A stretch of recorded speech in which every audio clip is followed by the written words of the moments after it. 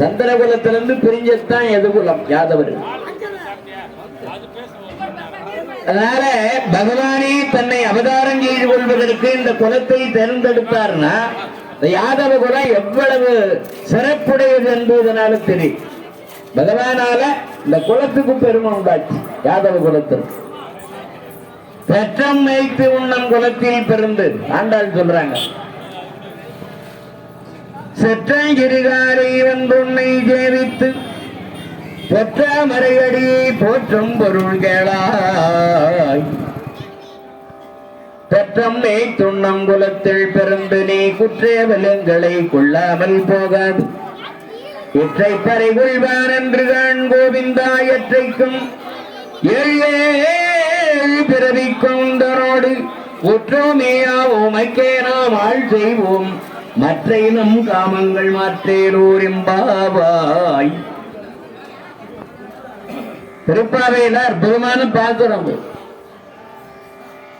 அப்படிப்பட்ட ஒரு எளிமையான குலத்துல வந்து பகவான் அவதாரம் பண்றதுக்கு தேர்ந்தெடுக்கிறார் உபச்சான ராஜா. அவனுக்கு ஒரு பிள்ளை, அவன் பேரு கம்சன். அவன் ரொம்ப கொடியவனா வளர்கிறார். எல்லாரும் யமனை கண்டு பயப்படுவாங்க, இவனை கண்டு யமன் பயப்படுவானோ. அவன் பயங்கரமா வளர்ந்தான். அவனுக்குதான் கம்சன்னு பேர். இவன் பண்ற கொடுமை தாங்க முடியாம எல்லாம் போயிட்டு பகவான் கிட்ட முறையிடுறாங்க. ஸ்ரீகரி மாதவனே கல்யாண குண ஸ்ரீகரி மாதவனே நாடியே நாடலை அடைந்திட நாடியே நாடலை அடைந்திட தேடியே உனதரு தாளினை பணிந்திட தேடியே உனதரு தாளினை பணிந்திட ஸ்ரீகரி மாதவனே கல்யாண குண ஸ்ரீகரி மாதவனே ஜனக ஜனாரியர் போற்றிடும் புண்ணியனே மனதாரவும் தன்னை மனதினில் நினைந்திட கதி பெற உனை கனவிலும் மறவாமை துதி புரிந்தே வர துணை புரிவாயே துதி புரிந்தே துணை புரிவாயே ஸ்ரீகரி மாதவனே கல்யாண குண ஸ்ரீகரி மாதவனே கல்யாண குண ஸ்ரீகரி மாதவனே.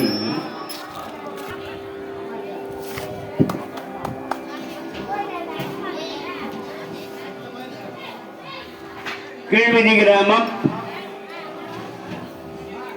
திரௌபதி அம்மன் நெமிலியைச் சேர்ந்த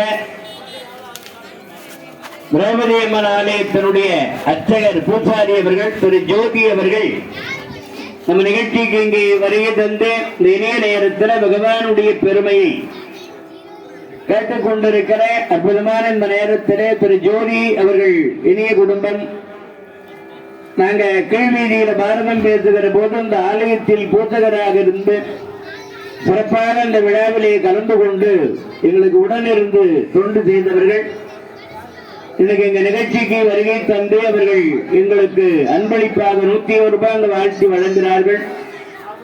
அவர்கள் இனிய குடும்பம் எல்லா வளங்களும் நலங்களும் வெற்றிகளும் மேன்மைகளும் பெற்று இனிதே வாழ எல்லாம் வல்ல எம்பெருமானை வேண்டி பிரார்த்திக்கிறோம்.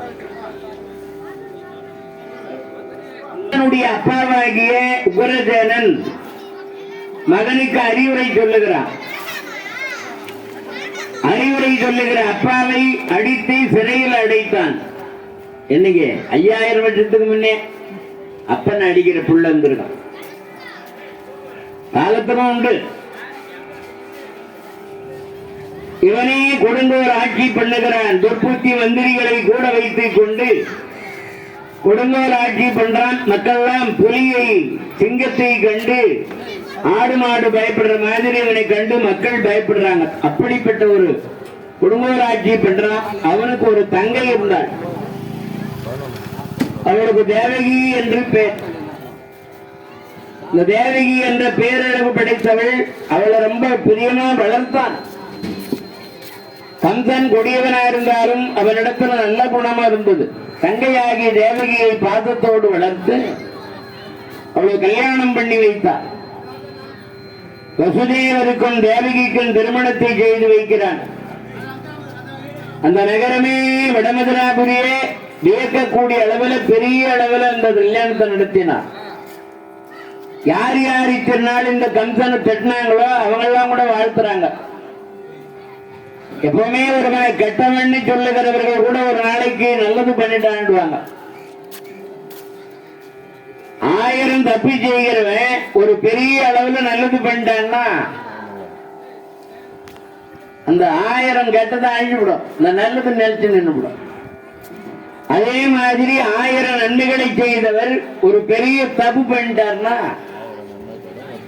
நல்லதெல்லாம் போயிடும். இந்த கெட்டத்தான் எடுத்து பெற்ற அறிவாளி வந்து ஆளு பண்ணிட்டானப்பா கெட்டது நினைச்சிட்டு. தங்கைக்கு சீர்வதெல்லாம் கொடுத்து ஊர்வலமாக நகர்வலமாக தேர்ல அழிச்சு வரான்.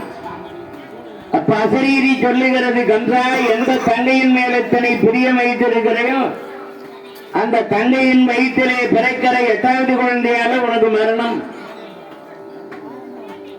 அதிர்ந்து போன கம்சன் என்னை கொல்லுவதற்கு ஒரு பிள்ளை, அதுவும் என் தங்கையினுடைய வயிற்றுல பிறகுதா, இவ்வளவு உயிரோட விட்டாதானே வயிற்றுல ஒரு பிள்ளை பிறகுன்னு தங்கையை வெட்டுறதுக்கு போறான். கல்யாண கோலத்தில் இருக்கும் போதே அம்மாங்குடியவர் வசுதேவர் தடுத்தாரு. அப்பா, இவளையா வெட்ட போற, பெண் பாவத்தை தேடிக்காத, எங்களை வாழ விடு, பிறக்கிற பிள்ளைகள் எல்லாம் கொண்டாந்து ஒப்படுத்துறோம். சினம் மாறிய கம்சன் அவர்களை அனுப்பி வைத்தான். வசுதேவரும் தேவகியும் சென்று இனிது வாழ்ந்தார்கள். அழகான ஒரு ஆண் குழந்தை பிறகு இந்த பிள்ளையை கொண்டு போய் கம்சனிடத்துல கொடுக்கிறார் வசுதேவர். இரும்பு மாதிரி இருக்கிறவன் கரங்களாலே அரும்பு மாதிரி இருக்கிற குழந்தையை வாங்கணும்.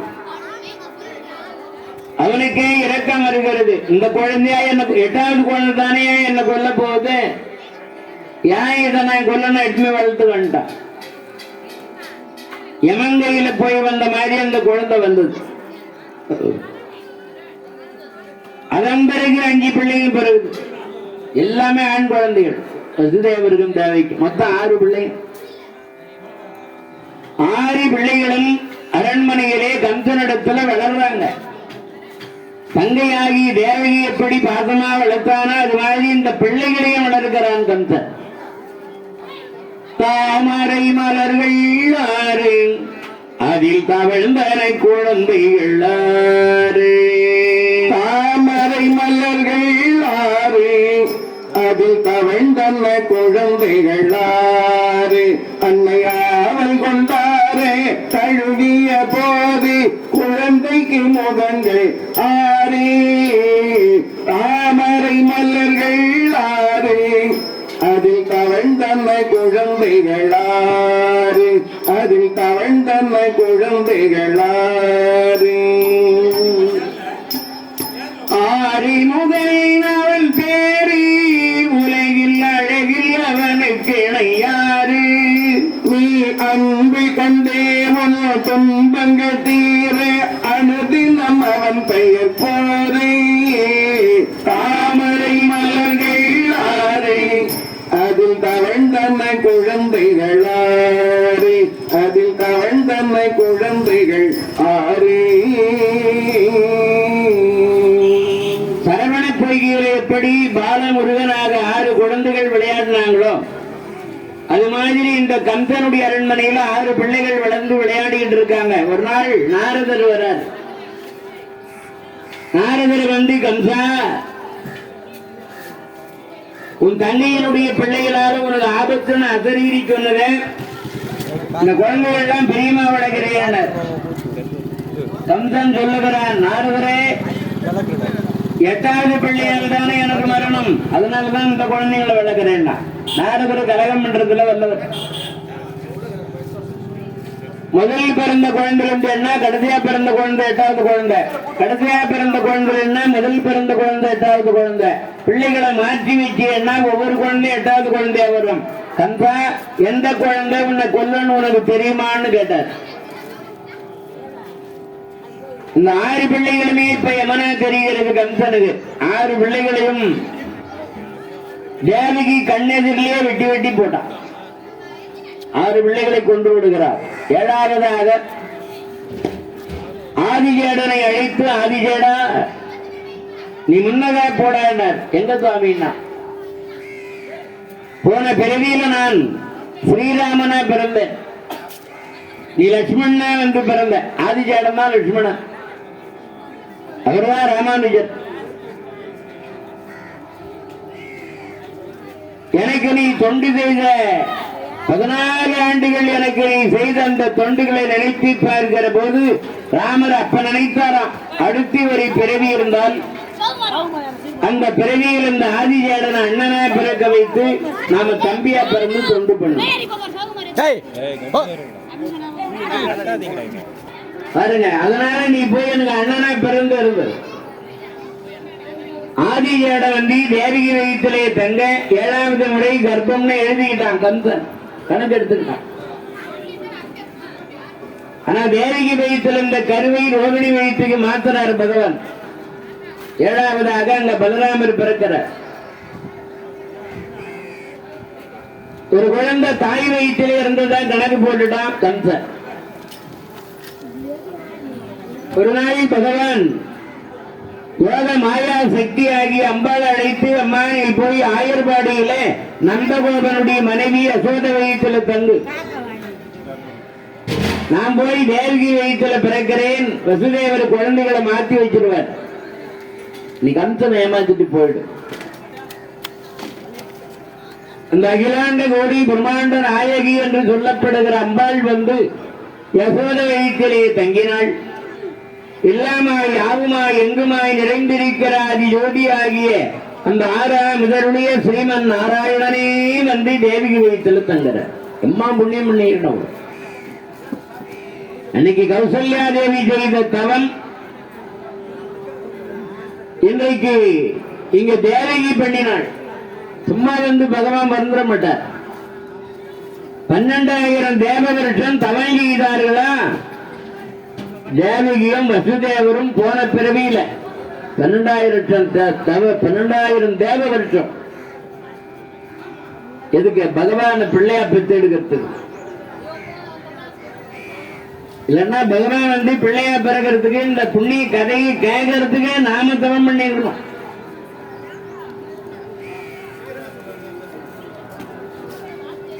ஏழாவது 8வதாக கர்ப்பமா இருக்கிறான்னு தெரிஞ்சு காவல் வைக்கிறான் சிறைச்சாலைகளை. காவலர்களை வைத்து ரொம்ப எச்சரிக்கையா பாதுகாருங்கள், பிறக்கிற குழந்தைதான் என்ன கொல்ல போகுது, அதனால அந்த குழந்தை பிறந்த உடனே அதை கொண்டு காவல் வைத்திருக்கிறார்கள். ஆவணி மாதம் தேய்பிறை,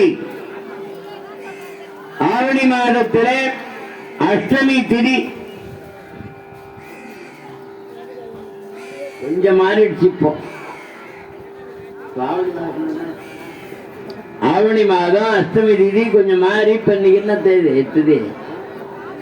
இது வளர்பிறை. எனக்கு ஒரே அந்த நேரம் வந்து பாருங்க, பகவான் அவதாரம் பண்றதுக்கும் கும்பாபிஷேகத்துக்கு நாள் கிடைச்சிருக்கு. விசேஷமான நாள். ஆவணி மாதம் தேய்பிறை அஷ்டமி திதி ரோகிணி நட்சத்திரம். சிறைச்சாலையில பாதராத்திரியில பகவான் அவதாரம் பண்றார். பொங்கிலாத 8ஆம் திதி பொங்கிட சிங்கனாயிரி ரோகிணி சேர்ந்தனாய் சங்கநேமி தரித்துறை தன்னுடன் செங்கன்மால் சிறந்தே உதயம் செய்தார். சாந்தாகாரம் புஜகஜயனம் பத்மநாபம் துரேசம் விஸ்வாதா சாரம் ககனசத்ருஜம் மேகவர்ணம் சுவாங்கீகந்தம் கமலநயனம் யோகி கிருத்தியானகம்யம் வந்தே விஷ்ணும் பவபயகரம் சர்வலோகைகநாதம் ரமண கோவிந்தா கோவிந்தா கோவிந்தா கோவிந்தா ரமண கோவிந்தா கோவிந்தா. ஒளிமயமாயிட்டது. பாதராத்திரியில் இப்படி பகவான் அவதாரம் பண்ணினார். வசுதேவர் தேவியினுடைய கைகாலியில் போட்டிருந்த விலங்குகள்லாம் கலந்துகிட்டது. சூரிய பிரகாசமாக காட்சி தருகிற பகவானை வணங்கினார்கள். யாரு? வசுதேவரும் தேவகியும் பிறந்தவுடனே தன்னை தெய்வம்னு காட்டுறாரு. சதுர்புஜங்களோடு பஞ்சாயத்தங்களோடு காட்சி கொடுத்தார்.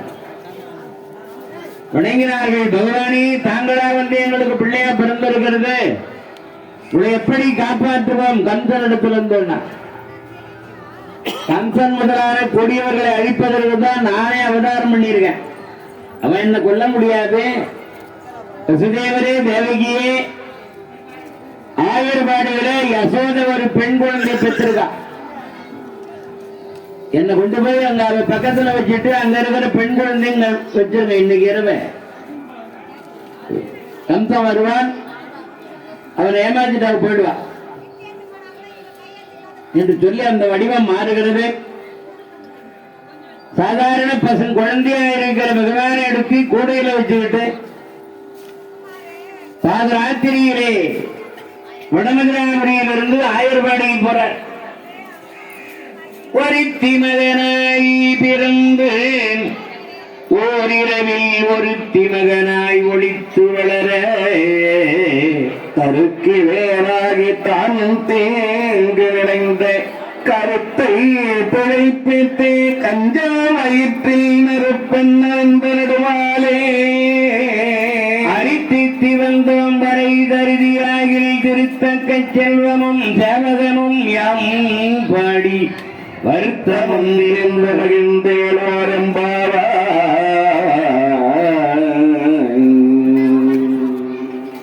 சொன்னாங்க ஒருத்தி மகனை. என்ன ஒருத்தின்னா எண்ணிக்கையில ஒருத்தி இல்ல, ஒருத்தின்னா ஒப்பற்ற. சாதாரணமானவர் அல்ல அவரு. பூலோகம், புவர்லோகம், யுவர்லோகம், ஜனலோகம், தபோலோகம், மகாலோகம், சத்தியலோகம், அத விதல சுதல ரசாதல இச்சாதல மகாதல பாதாளம் என்கிற 14 உலகங்கள், 1000 கோடி அண்டங்கள் அனைத்தையும் பெற்றெடுத்தவர். படைத்தல், காத்தல், அழித்தல், மறைத்தல், அருளல் என்கிற பஞ்ச விருத்தியங்களையும் விளையாட்டா செய்யக்கூடியவர். உலகத்தில் உள்ள அத்தனை பேருக்கும் பணியிழக்கிறவர். அப்பேற்பட்ட பகவானே தன்னுடைய வயிற்றில் இருந்து பெற்றெடுத்தாள்னா அந்த தேவகிக்கு நிகராக யாரு சொல்ல முடியும்? அந்த காலத்துல மாதிரி புண்ணிய கதைகளை படிப்பார்கள், கேட்பார்கள். கதை கேட்கறது, நல்ல விஷயங்களை பேசுறதுக்கே பயமா இருக்கு. அப்படிலாம் நல்லதுன்னு நினைத்து நல்லதை பேசி நல்லதெல்லாம் பண்ணதுனாலதான் நல்ல நல்ல பிள்ளைகள்லாம் பிறந்தாங்க. இன்னைக்கும் பிறந்து கொண்டு இருக்கிறோம். அந்த சந்ததிகள் நாம் நம்முடைய முன்னோர்கள் பக்திமான்கள் ஆனதுனால்தான் நாமும் நெற்றியில திருமண் காப்பு வைக்கிறது, விபூதி வைக்கிற பழக்கெல்லாம் நமக்கு யாருன்னா நமக்கு நாமே பண்ணிக்கணுமா? இல்ல, தாத்தாவுக்கு தாத்தா, தாத்தாவுக்கு தாத்தா வழி வழியா அவங்க பண்ணாங்க, அதை நாம பண்ணிட்டு இருக்கோம். பாருங்க, இந்த ஊர் ரொம்ப சின்ன ஊரு தான். ஆனா தெருக்கு தெரு கோயில், அழகான வீதிகள். அப்ப இந்த ஊருக்கு இந்த ஊருக்கு இந்த வீதிகளுக்கு அழகு தருவது திருக்கோயில். அதுதான் கோயில் இல்லாத ஊர்ல குடியேறுக்க வேணும். நாங்க பேர் அந்த குழந்தைய எடுத்துக்கிட்டு பாதராத்திரில போறாரு. யமுனையாத்துல இதுவரையும் பிரபாகமா தண்ணீர் ஓடிட்டு இருக்கு.